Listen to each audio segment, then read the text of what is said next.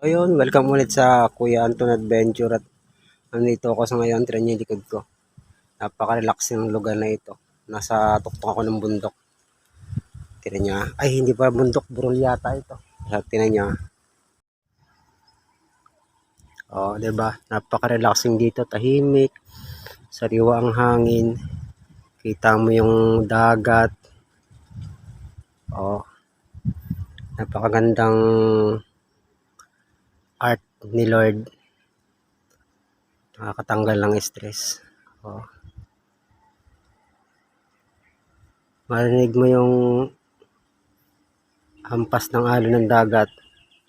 Tapos yung mga ibon, maramdaman mo yung malamig na hangin, yung mga pagaspas ng mga dahon ng mga, yan, yung mga dahon na pinapasayaw ng hangin.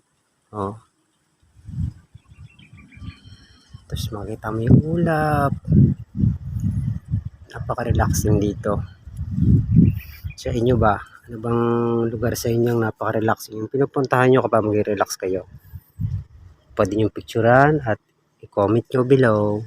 Salamat.